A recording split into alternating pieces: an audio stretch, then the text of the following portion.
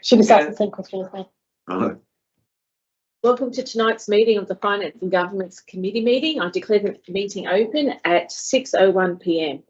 I would like to acknowledge the Bidjigal people of the Eora Nation, who are the traditional custodians of all lands, waters and sky in the Georges River area. I pay my respect to elders past and present and extend that respect to all Aboriginal and Torres Strait Islander peoples who live, work and meet on these lands. There are no apologies. Sorry. There were no requests to attend via audio visual link. Staff and public are reminded that this meeting is being recorded for minute-taking purposes and is also being broadcast live to the public on Council's website in accordance with Section 5 of Council's Code of Meeting Practice. The recording will be made available on Council's website. The order of business is as shown in the agenda, which has been made available. Staff and public are reminded that this meeting is open. Doors to the meeting room are to be left open unless the meeting moves into a closed confidential session according to Section 14 of the Code of Meeting Practice. Only if the meeting moves into a closed confidential session will the public broadcasting of the meeting be suspended. Council's Code of Meeting Practice prohibits electronic recordings of meetings without the express permission of Council. Mobile phones must be turned to silence during the meeting. Do any councillors have any disclosures? Do any councillors have any interest to declare? There are no speakers registered for tonight's meeting. FIN 015-25, confirmation of the minutes of the Finance and Governance Committee meeting held on 14th of April 2025. Could I call for a mover and seconder? I'll second. Does anybody have any questions? I'll put it to the vote. All those in favour say aye. Aye. All those against? I declare the motion carried. FIN 016-25, investment report as at 31st of March 2025. Could I call for a mover and a seconder? I'll move it. I'll second that. Does anybody have any questions? I'll put the motion forward. All those in favour say aye. Aye. Aye. All those against? I declare the motion carries. FIN 017-25, quarterly commercial property portfolio report for the period ending 31st of March 2025. Can I call for a mover and a seconder? Happy to move, Madam Chair. I'll continue to second. Oops, wrong one. Was it Ash? Yes, And that's a book. Mayor book. Thank you. any questions? Can I ask a quick question? So are we on track, or because we had some properties before that were, like, if the variance is unfavourable, could you? Yeah, through the chair. So we do have a current vacancy, Humphreys Lane, that was pending consideration as an alternate use, which council considered, but we're still looking at trying to fill that site. So that's probably the material one, whereas we do have little ones that have been either long-term or turning over, whereas that one's making the impact. And it is also a fire compliance check that's been done, and some of these are either strata locations or just broader, it's been historical ones that we're catching up on, and maintenance issues as well, that we've had a few come forward on those sites. So we have been, it's not majorly concerning, but it's still something we need to monitor. But I know the team are really wanting to see Humphreys Lane. Really? Which is the one on Humphreys Lane, sorry? Through the chair, I'll just throw that to. Through the chair, it's a 5-storey commercial building where St George Community Housing used to be. It's on Number 38. Park Road. When you go down Forest and take a left on Park Road, it's on the right hand side before Westfield. 38 Humphreys Lane, yeah. It's the car park where the Avenue car park, sort of the laneway just It's like a medical centre just after it, I think. Yeah. Behind Westfield. Oh, is it near the car park entrance, the Westfield car park entrance? It's the beginning of the block Oh, right, yeah. before you're going down. Yeah, right. And how's that impacting? That's impacting our budget, or is it? Through the chair, correct. It's a material commercial site. I don't think we published do we publish the commercial rent, the meters per square, roughly annual or What was? yeah. It would have been close to 600 $6,000. So it's material income, that one. So I'll put the motion forward. All those in favour say aye. Aye. All those against, I declare the motion carried. Bin 018-25 Quarterly Budget Review Report for period ending 31st of March 2025. Could I call for a mover and seconder? I'll put you as a mover because I've already put you in for last time. Yeah, that put me. I'll move it, Madam Chair.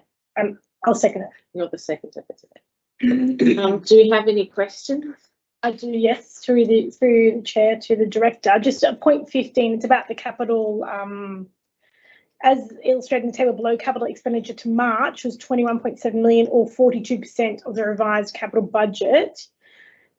Does that mean we've spent 42% of the capital budget at the end of March? Is that what that means? Through the chair, that's correct. So are we aiming to spend 58% in the last 3 months? And do we think that's realistic? Through the chair, so finance do, from a trend point of view, I would say it's unlikely, but there is, from a trend point of view, we do have a higher expenditure in those last few months of the financial year as well. But I'm happy to, if CFO wants to add any comments, or the acting manager technical services, if you want to add any comments. Yeah, through the chair. I guess as the project delivery team, whilst we're not responsible for all the capital works program, we're responsible for the majority of it. We have heavy expenditure, both forecast and generally expected. So you think you'll get closer to the 100% mark? Even like, And take it into account. we shouldn't be concerned that only 42% has been spent in 9 months. I had another question, just more on the capital as well. It's on page 8 of the quarterly budget review. It's got the total capital rephasing from financial year 25 to 26. And basically just asking, does that just automatically roll over? Like what is the question is, what is the capital rephasing from 25 to 26?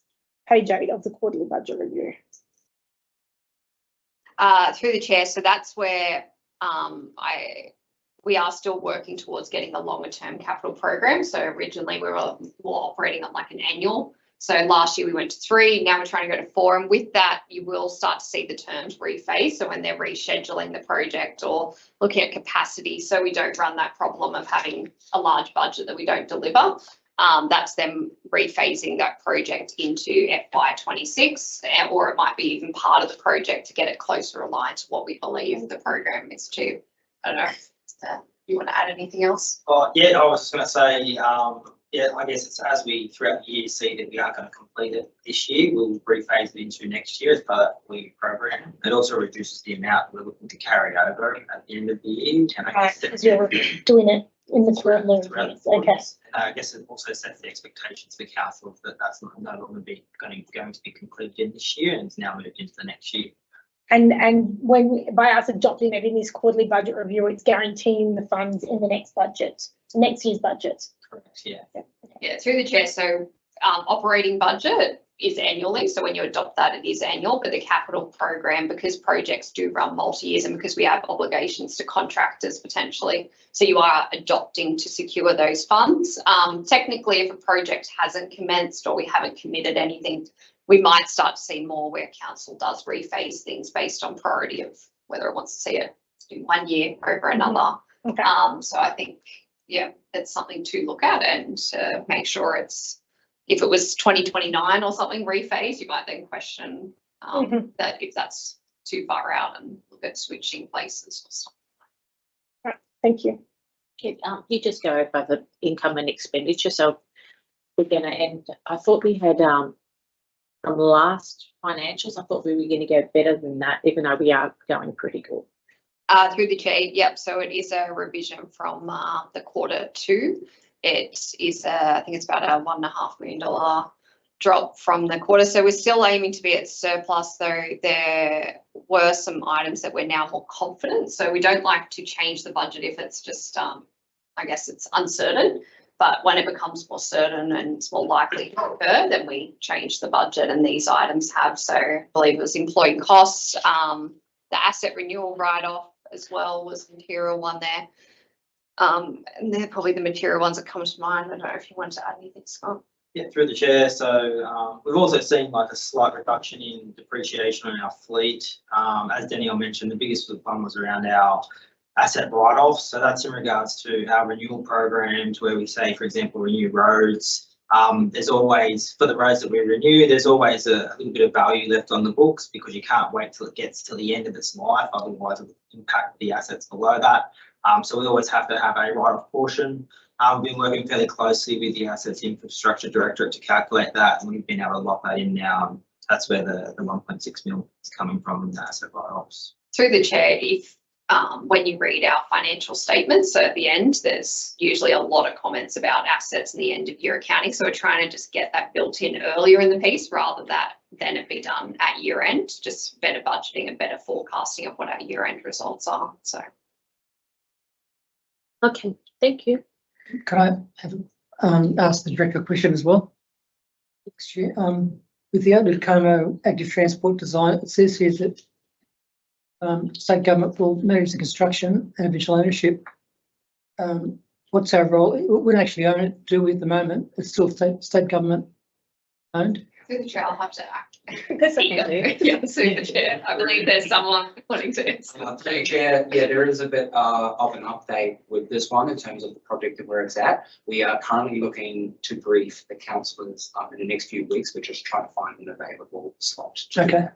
So there'll be a full presentation and update provided for this project. All right, thanks. Any other questions? I'll put the motion to the vote. All those in favour say aye. Aye. All those against, I declare the motion carried. There being no other business on the agenda, I declare this meeting closed at 6:12 p.m.